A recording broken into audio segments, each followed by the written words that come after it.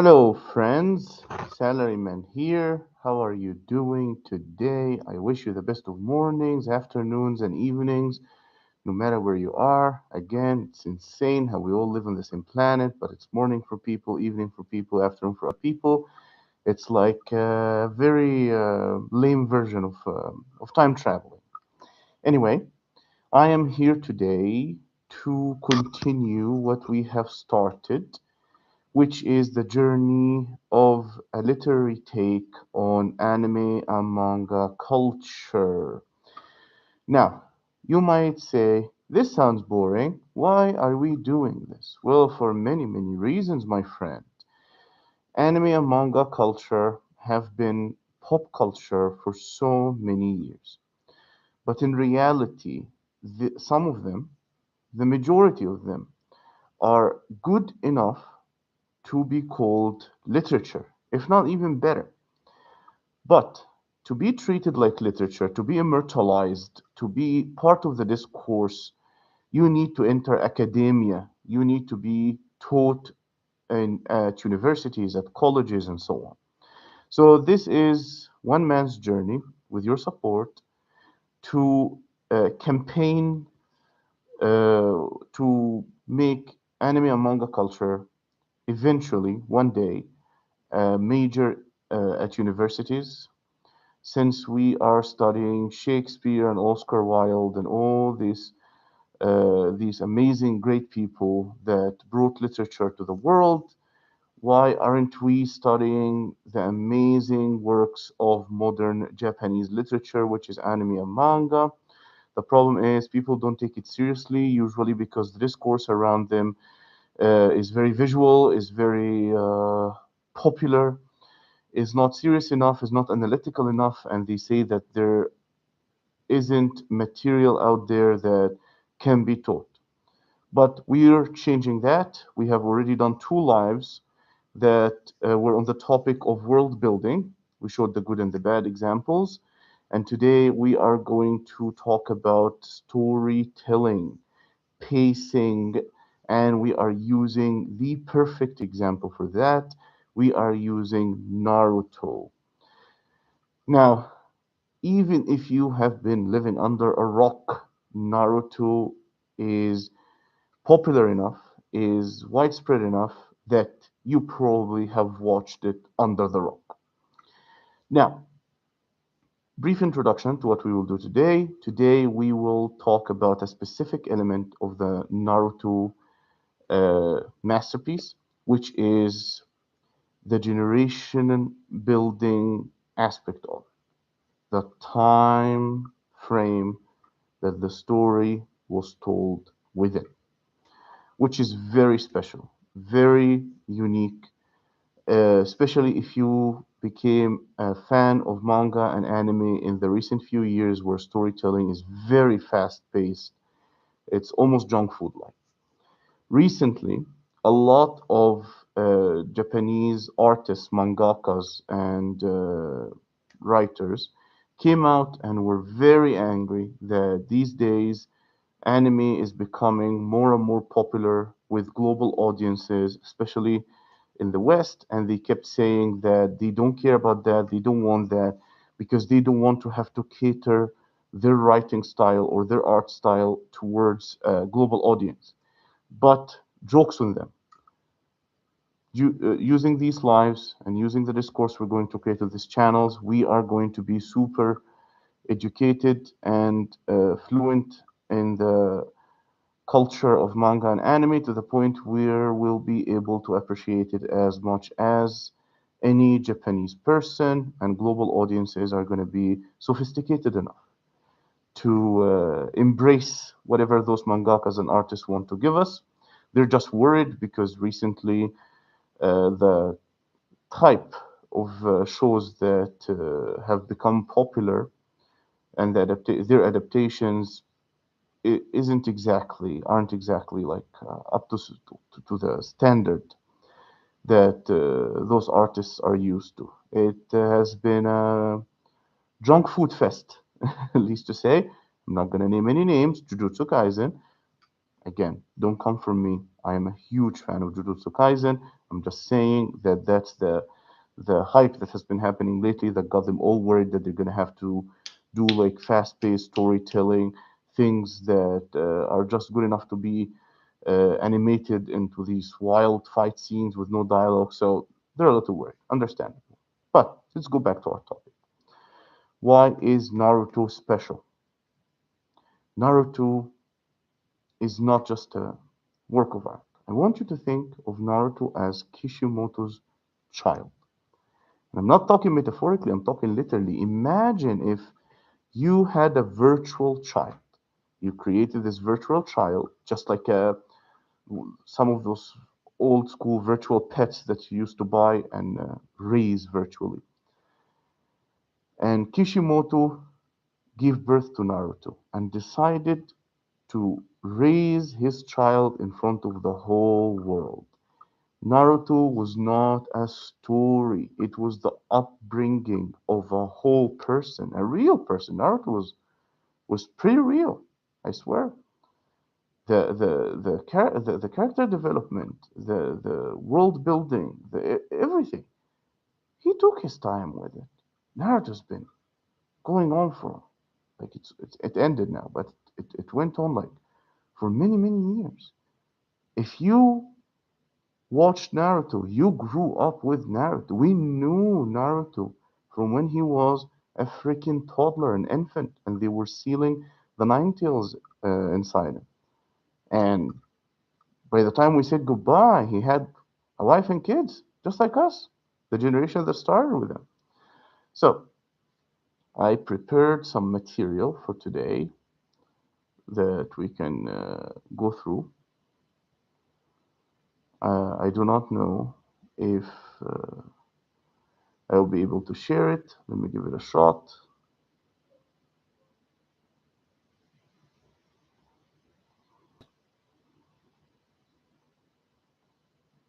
Okay, awesome. I was able to share it. So, if we're going to learn, we need lesson material.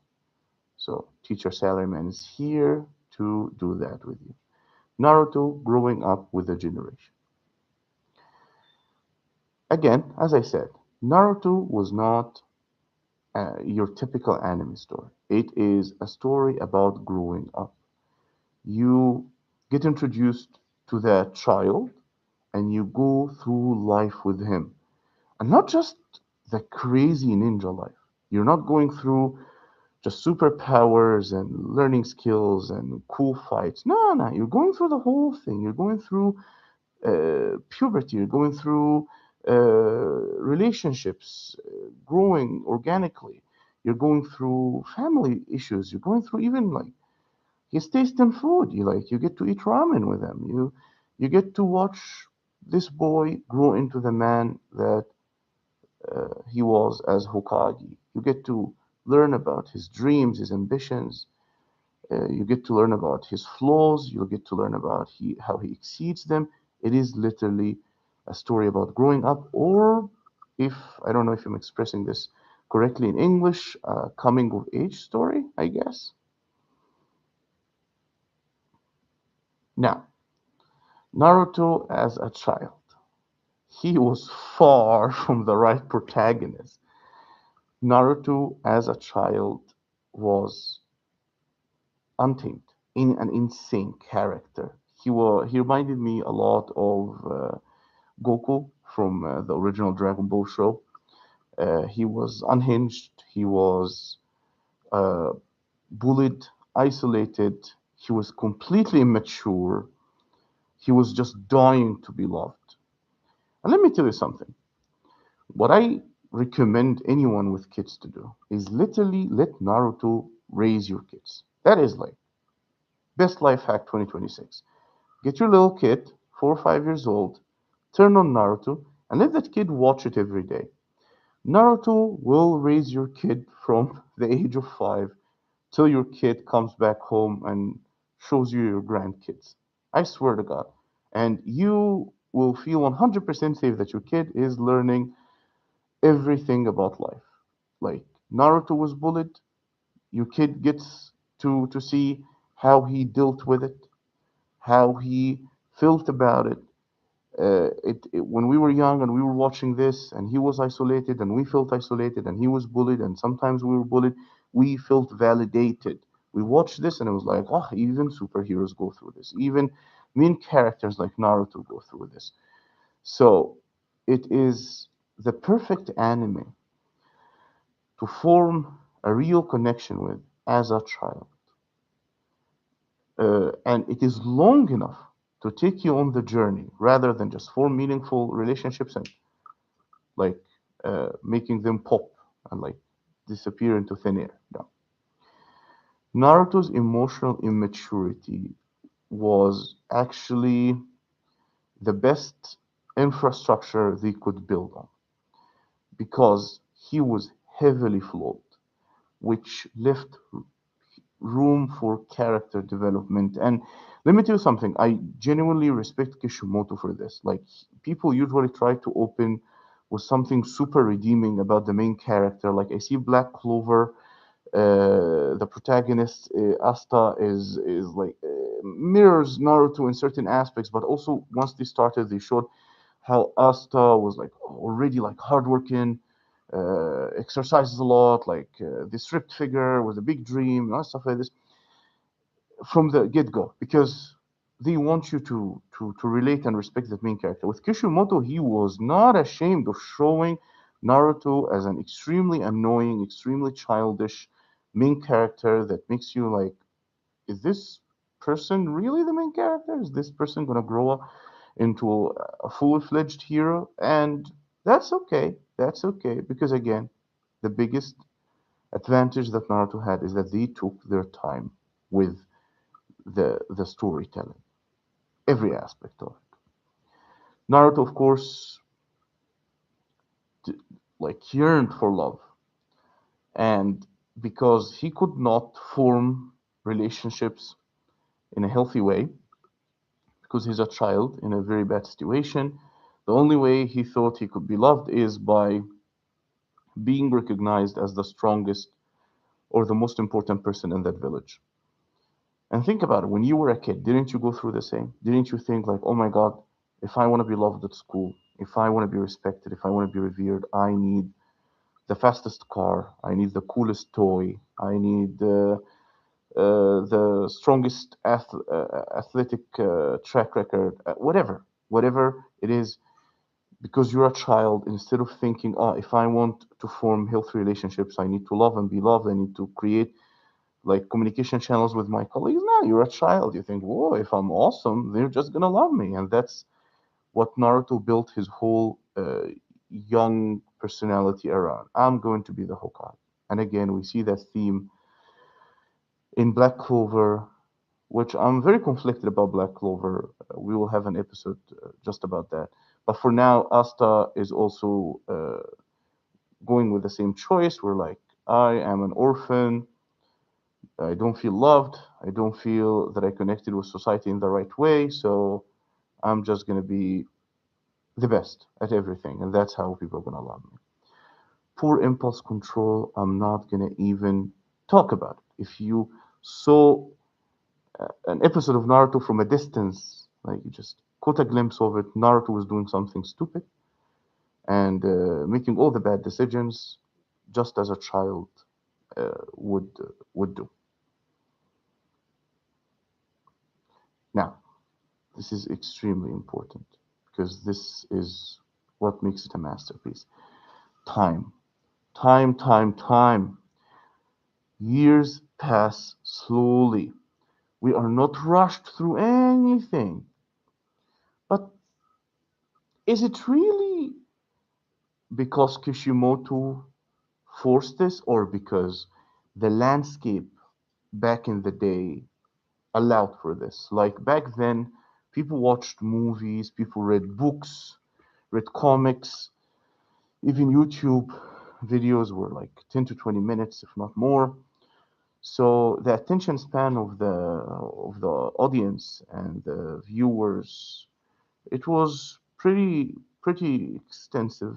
Uh, People could sit down for hours, and even back then.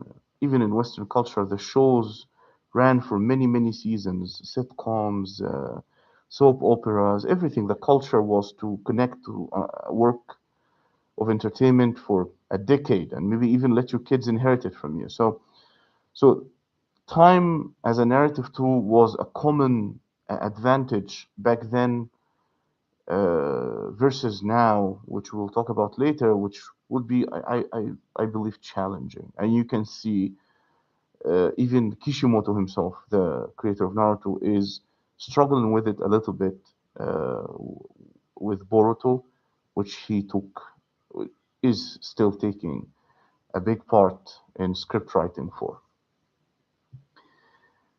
Now, if you feel for a second that time in the show you're watching and in your real life is even closely similar, the strength of the connection that you form gets like tripled, quadrupled even. Imagine if you like come back from school and Naruto still looks the same, then tomorrow you start looking a little bit different, then Naruto starts looking a little bit different, and so on, rather than you have dinner and come back to watch your show and the hero aged a million years, you know? But also the opposite, like the other side of the extreme, like One Piece is a little bit challenging. Like you want to take your time, but you don't want to take your time. Like I outgrew Luffy, for example. Don't kill me. I love One Piece. I love One Piece. I'm just talking about one small baby aspect of it. The fact that the whole show still goes within a very tight timeline. So, like, sometimes you're older than Luffy now. You started watching him when you were a kid. He was a kid, but then you grew up, and your friend is under the Peter Pan effect. He lives in Neverland. He never grows up. You gotta move on, at least from the personal connection, and you start watching the show from outside. While Naruto maintains a perfect POV, you are growing up. He is growing up. You can walk in his shoes the whole journey. Suspension of disbelief. Achieved. You are in it. You are in it. They're taking their time. They're making it realistic, but it's not too slow for you. You are walking with them. You are pacing with them. And during that time, it does not look like this. The journey doesn't look like this. The journey also doesn't look like this. No, the journey looks like this. Yes, the general curve is going up, but there are the setbacks. There are for every character, not just Naruto, which is perfect world building, man. Everyone has a different character that they're connected to in Naruto, not just the main characters, not just the protagonist. Like everyone has their lore. The side characters have their own side character, and the stories have their own backstories, and the backstories have their own backstories, and that's what happens when you have time and patience, an audience that are willing to listen to you, or audience that are willing to go on the journey with you. Character development was done brilliantly on the show. If you find yourself connecting to a character, and some episodes you're just cheering for them, and other episodes or other chapters you want to punch them in the face, that is well written characters. That's the human aspect of what you are watching. This is showing, this is realistic, this is a character that's gonna age like fine wine. That's why in 2026 we're still talking about Naruto. Well, I promise you, in 1 or 2 years, a lot of the shows that came out that are hype right now, nobody's gonna mention them. Nobody's gonna know them. You're not gonna see YouTube shorts of them. Let's just keep going. This is this is what I was talking about. You are growing like this. You are not growing like this. You are not growing like this. You can see Naruto grow emotionally, and that is very important. The way he talks about things goes from childish to mature to responsible. When like, for example, his dream of becoming the Hokage, it started as like, I'm gonna be the Hokage because I want to be the coolest kid in the village. I want to be loved. Yay! Then it goes to be like, I want to be the Hokage. This is the right thing to do. Then eventually it becomes like, oh my God, I will step in to become the Hokage and take all this weight, burden on my shoulders and dedicate everything to it and sacrifice and compromise just to be able to do it. That's emotional growth. Now, every time Naruto broke into a new level of power, he had an emotional breakthrough first, which was genius storytelling. Because you don't want that same little kid that stole the scroll and went into the woods to achieve sage level or have Kurama's power under his disposal. It will not make sense in your head. It will be like just random power ups, like Pokemon evolution kind of thing. You don't want that. You want your hero to earn his power ups, you know?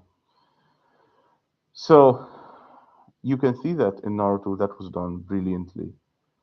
Every time he got a power up, every time he became better, you can see that he deserved that. And Tokno Jutsu was the main showcase of that. Like some people like make fun of why Naruto keeps talking to people and trying to convince them because he's growing up. And that's what the real life is. You don't go guns blazing and like shooting people and destroying everything. That's not how you become a good man. You're not a good kid anymore. You're trying to be a good man. And a good man tries to do good. And you can see the emotional maturity every time Tokno Jutsu is getting better. His arguments are getting better because his perspective on life is becoming clearer and clearer and clearer. And he's not petty anymore. He's not like just a kid competing with his with Sasuke or trying to get into Kakashi Sensei's head. No, no, no, no, no. He's a man that can stand in front of his enemies, people who flattened his village, find the humanity within them, touch it and change it, and that's like his fight with pain. That's when he was using sage mode. How can you be a sage if you don't have the wisdom to see the pain in your opponent or your enemy or understand what they want or understand how you can get out of that with minimum like damage and consequences? A sage deserves sage power. And that was just amazing about Naruto. Also, Kishimoto, take it responsibly. There are kids watching this. There are teenagers watching this. There are adults watching this. People that he will be responsible for inspiring them to choose violence or communication.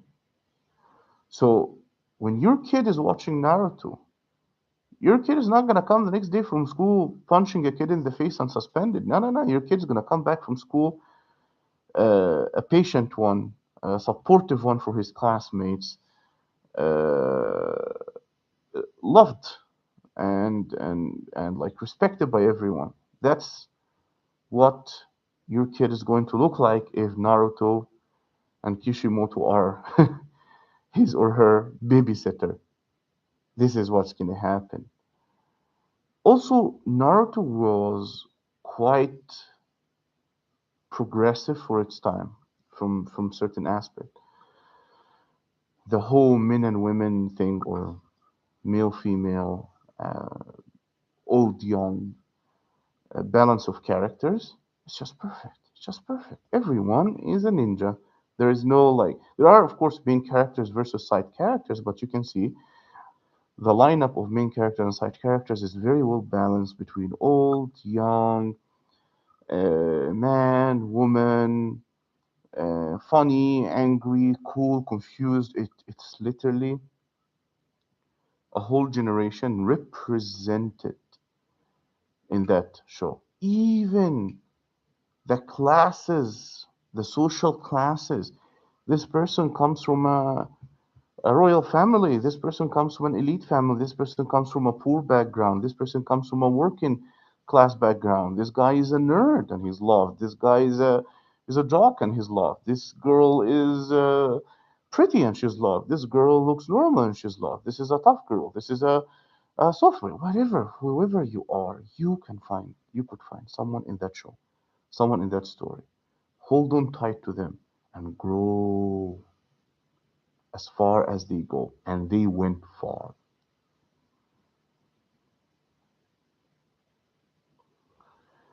The gradual world building. No dropping reveals in the Naruto universe. Everything expanded at the same pace and rate of character development slash your attachment to the show. You started in the Leaf Village with this size of story, and you took your time to connect to it and explore it. You went to ramen shops, you went to classrooms, you sat on the swing, you went to the playground, you went to the woods, you went to people's homes, apartments, like you saw how Naruto lives and everything. And once the story and Kishimoto felt confident that you have built a meaningful connection to the center of that world, to the center of that universe, they started sending you on a road trip, just like a real child. Hey, you grew up now. I think it's time to take your first road trip. Let's go on an adventure.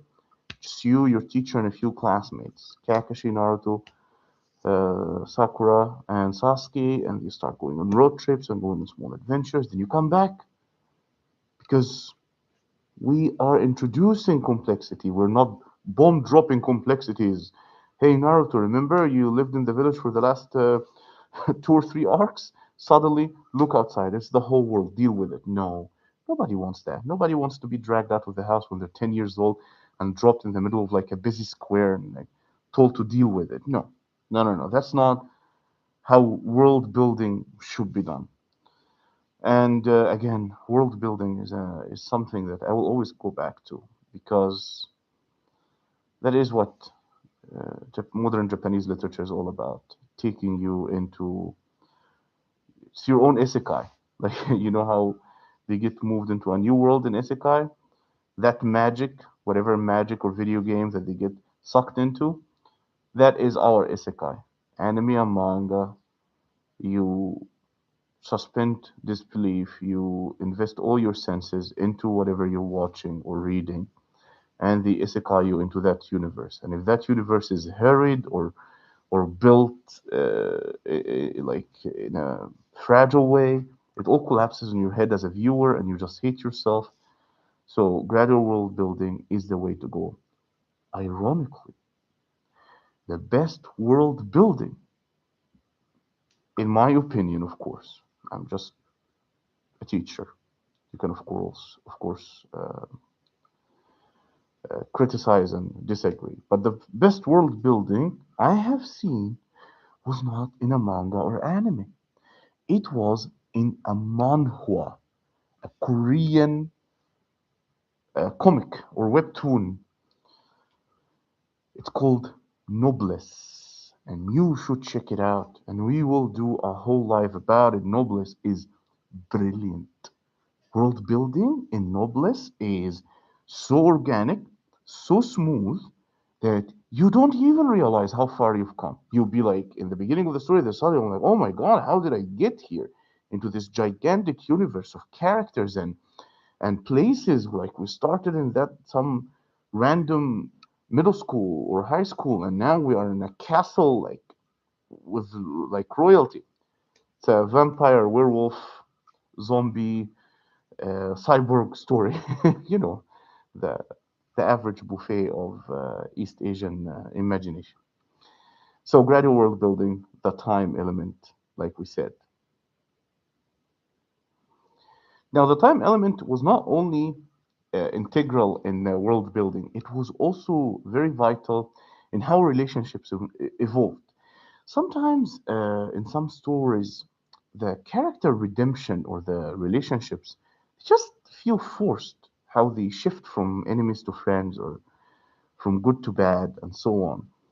it doesn't feel organic. Like I remember I used to watch Dragon Quest growing up, and there was this character Dai, and Dai would face an opponent, and right after their battle, Dai beats that opponent, and suddenly that opponent is a redeemed priest, is like a sage, a monk, and he is 100% with Dai on his in his journey. That's the relationship now. We went from trying to kill each other completely, complete enemies, very aggressive, to now like, whoa, best friends, I love you. Yeah, that felt a little forced and showed only respect for power. That you defeated me, you must be right. I follow you now. That is not the mechanic that you want your kid to grow up believing in, because that's how we end up with the insane people running the world. You want relationships to evolve like they evolved in Naruto. They grow organically. Friendship is not perfect. It has anger, it has betrayal, but it has reconciliation. It has being the bigger person. I'll extend my hand, and if you slap it, that will only make me the bigger man, and I will extend it again.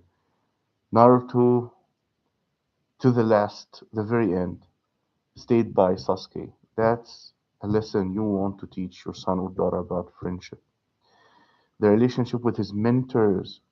I'm rebellious, but then I realize they want what's best for me. Then I respect them, then I revere them, then I'm asking them to be my best man at my wedding.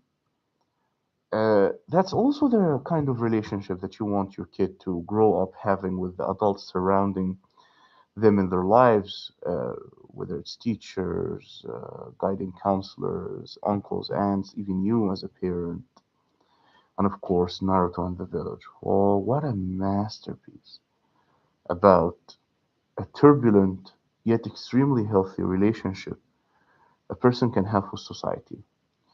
I'll tell you, it's more common than you think, where a person would have really good relationships in their circle, like with their family, with their friends, but an insanely turbulent, disconnected relationship with society in general. Like, I was born in the wrong country, I was born in the wrong time, my society doesn't understand me, people are evil, people are blah blah.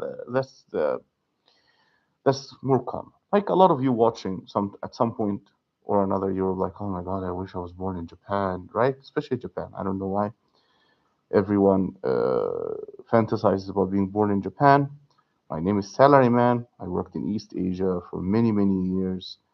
I worked 12-hour shifts, 7 days a week, and I have come to discover that the only reason people fantasize about living in East Asian countries is that East Asian countries keep society a completely blank canvas uh, without like very clear characteristics. So you see it and you're like, I can be that. You project yourself, you imprint yourself on that.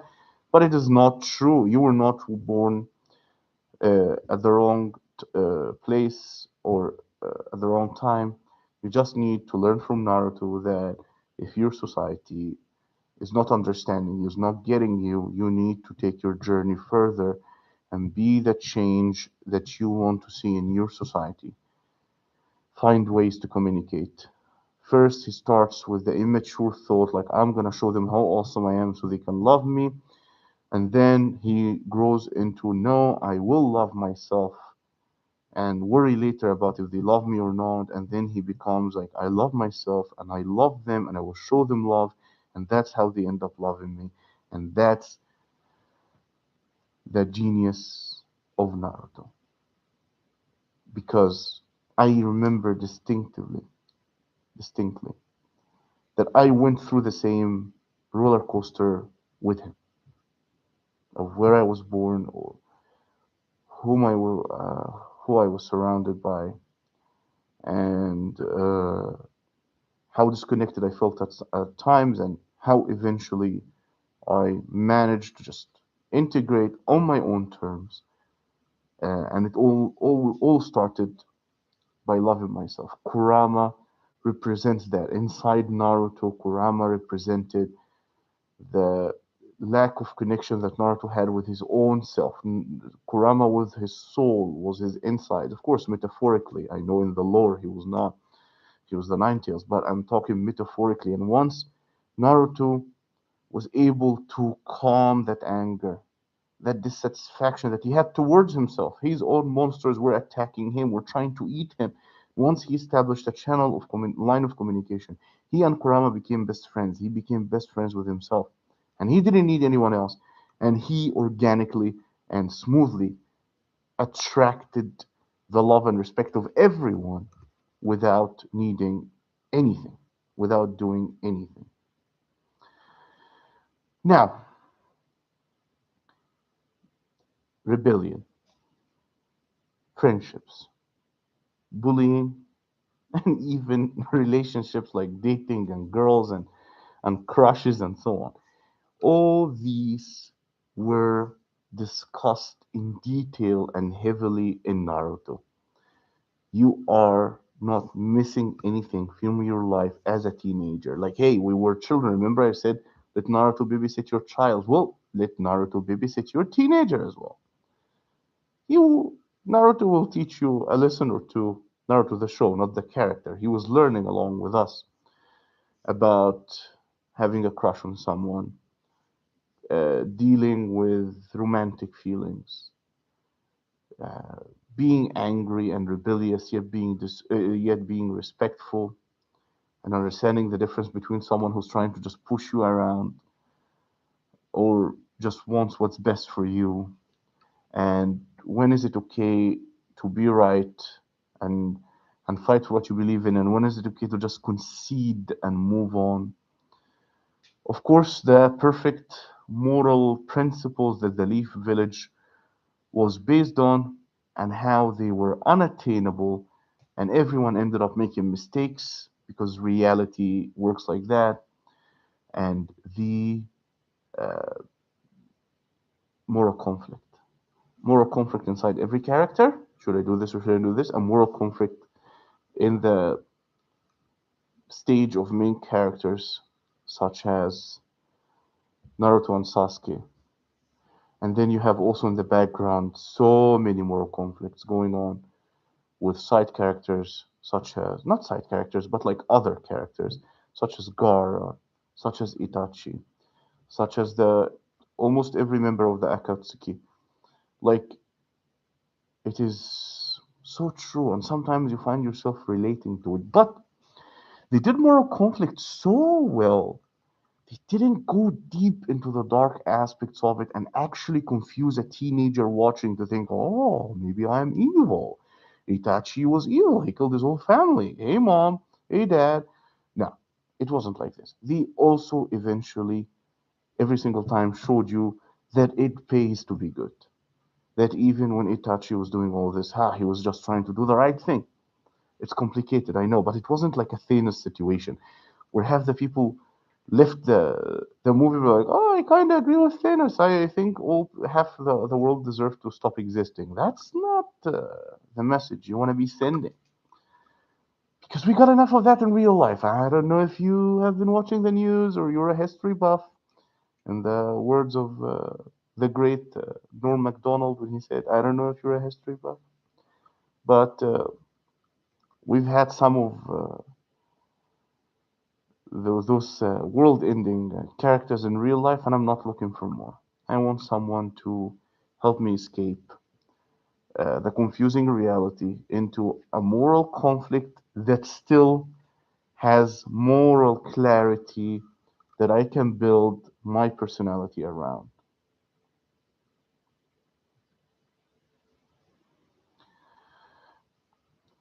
Naruto is consistent.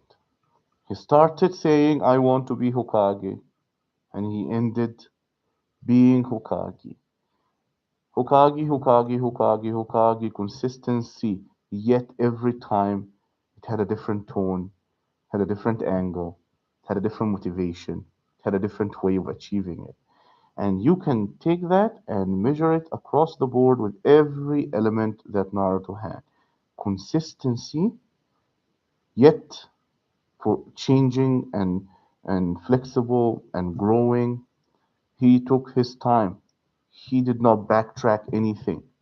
The only backtracking that happens in Naruto is not Kishimoto backtracking, it's characters correcting course, characters learning and evolving.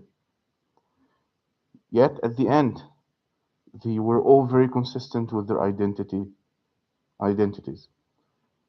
Gaara still, by the end, had the scars of his losses, but he became a better man. Sasuke is still to this day angry, rebellious, carrying the weight of his scars and his mistakes, yet he is a husband, a father, a better friend. And Naruto, the same. Sakura is just the same little girl, silly girl that had a crush on Sasuke and was trying everything to just keep up with Sasuke and Naruto. She's still doing the same. She's still into Sasuke, but now instead of a silly crush, it's love, it's marriage, it's a daughter. She's still trying to keep up with Naruto and Sasuke, but instead of chasing after them in a silly way and doing things that uh, just does not fit her character, she found her own power, she found her own style, she found her own abilities, and she exceeded herself. They are the same, but they are not. Consistency while evolving. Not a lot of animes were able to do that. You can either find consistency, a boring, long story of the same character screaming the same, friendship, awesome.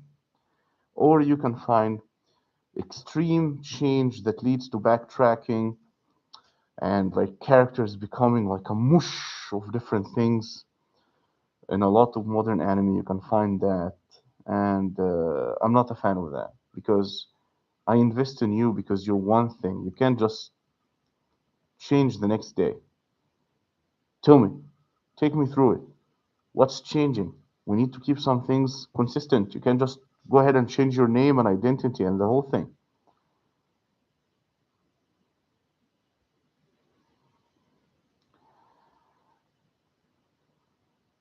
Bye bye, child. Bye bye, teenager. Hello, adulthood. God, isn't it perfect that Naruto is a workaholic that does not leave the office and gets screamed at by his by his kids and have like a shaky relationship with them? Because that is the slogan of our generation, whether you're a millennial, a Gen Xer, a millennial, a Gen Z, that is your life right now. If you are in adulthood, you're working all the time, you're trying to make ends meet, you need the day to be 50 hours at least. Uh, you're grown, but you're still a child inside, and it's difficult.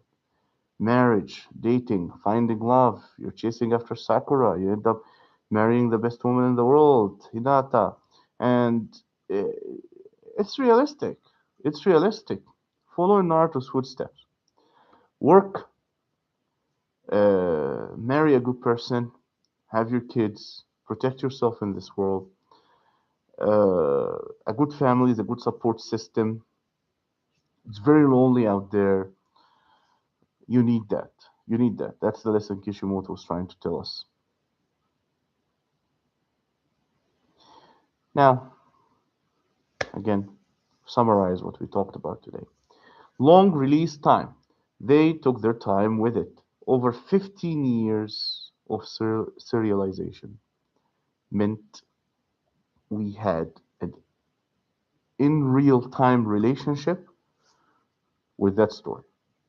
Parallel aging, we were aging with Naruto. We were going through what he was going through at the same time.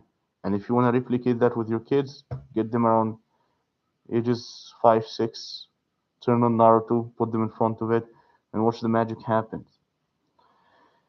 Emotional realism, even though it was like an upbeat, positive, like, oh, go get it show, it still had its moments of confusion, immaturity, just pure anger, gradual change, gradual everything. Gradual is Naruto's magic word. Gradual world building, gradual character development, gradual power ups. Nobody's getting insanely powerful overnight.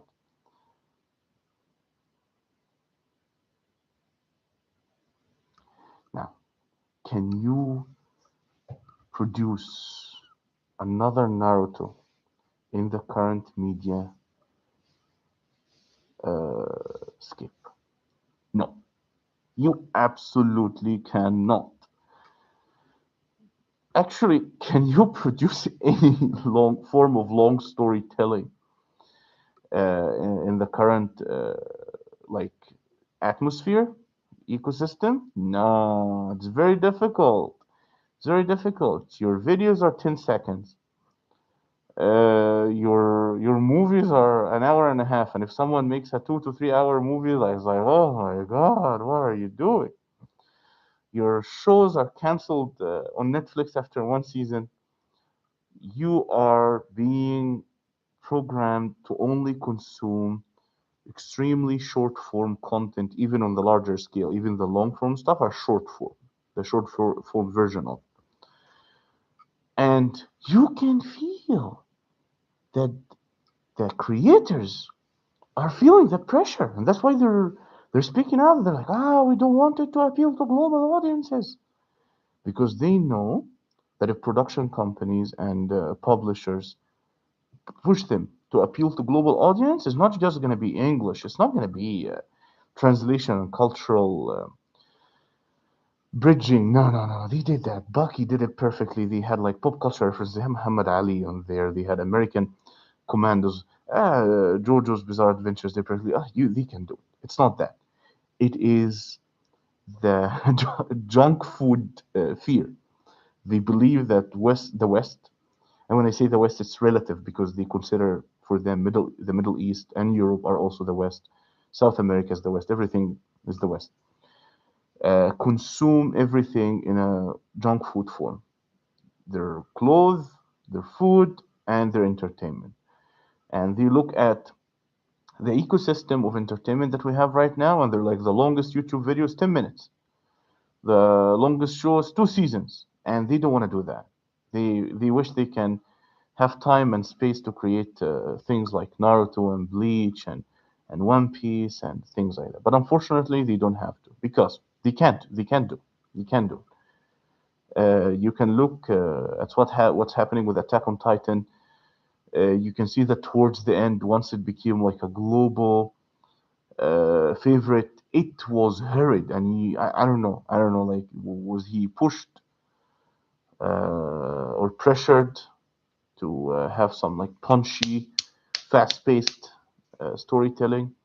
But you can see the tone shifts, like especially if you're reading the manga, because when you're watching the anime, like your senses are still taking in so much, so you can feel it. But when you're reading the manga, there is always a little bit of an element of confusion. And don't get me wrong, I love the mangas. I'm more of a manga fan than anime because it's just so easy to just scroll through it wherever you are rather than have to watch. But in the manga, I was a little confused because I got paced through the earlier parts of the story that it's slow, we might never know what are the Titans, what are the Titans, what are the Titans. Then suddenly there was like a time scale, it was like the Titans are blah blah blah blah blah blah, and those people are from other countries, and we were gonna kill all of them, and then rumbling. Oh, and I was like, whoa, what happened? What happened here? I felt like you were like giving me a massage and suddenly started kneeing me in the face and putting me in a chokehold. Like you went from like a slow, beautiful uh, podcast with ASMR into Rampage Jackson screaming on a live stream and just choking people. So anyway, I do not think it is possible anymore. And I think right now the best way is to find the middle ground. We elevate our taste a little bit, and the global audience rise up to the occasion and start having a little bit of an understanding taste, a patient taste, and they start to adapt their style a little bit to become like somewhat a little faster or a little punchier or a little cooler rather than taking too much time with it or too many poses and so on. Because, like I said, with Attack on Titan, you can see huge differences between what happened when it was like niche audience versus global audience. And I'm not trying to be a gatekeeper. Not at all. No, I love that the whole world right now knows anime and manga. Everyone on the street talks about them. I love it. I'm a fan of it. I find more merch for cheaper prices. I find more people to talk to, communities. My YouTube feed is full of things that I like. I'm all in for it. I'm just saying, let's not ruin it. That's all. You do you, no problem. I'm just saying that if tomorrow, if all of them, because business and money trumps all, and Mappa is partnering with Netflix, and before you know it, the whole Japanese ecosystem is going to be like after that money because they're facing some economic difficulties, and they're going to want that bag, and the Western bag is bag, you know. So before you know it, it's going to be all like the Jujutsu Kaisen style and the Herit part of Attack on Titan. Uh, and again, there's nothing wrong with that, but you will not be able to find any more. Like your most complex anime character in 2030 is gonna be like Jinwoo. You're gonna be like, oh my god, remember when Jinwoo was the main character? That was so complex. And and let me tell you something. Jinwoo is not even two-dimensional, not even one-dimensional. Dude is a trading card, as thin as air. He has no dimensions. He's non-dimensional. Again, very successful show. I have no beef with it. I watch everything. I love everything because just like normal movies or even literature, we read elevated things. We read epics like Beowulf. We read tragedies like Othello, but we also dabble in silly literature. Like we read the Canterbury Tales and read the stories of like insane people and like town drunks and harlots and stuff like that. That's literature. And again, I'm here to teach. I am not here to impose my taste in any way. I just analyze. Please oppose me. Please fight with me in the comments. Get us to 50 subscribers so I can start streaming vertically because life is very difficult in the horizontal plane. I was not built to be horizontal. I want you guys to start seeing more of me. It's, of course, easier from the phone. I'll be streaming much more. I know this content is not easy to consume. It's long, it's detailed, it has a lot of broad thoughts. Please fight back. Tell me what to do. We can get it to be better. The goal is to go from a YouTube channel to all of us forming a community, then to starting like I have good connections in the field of education, have a background with that, and I can convince. God knows where it's going to be. It's probably going to be like a college in someone's basement, but we can get like a course running, certificate level. Then we push it after that with enough people to become like a diploma. And in a few years, who knows, you might be able to apply for a bachelor in anime literature or your kid. Anyway, someone might one day can get their PhD in Naruto, and would be the proudest person in the world. So let's make history.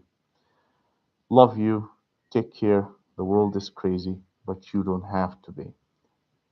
See you next time. Bye bye.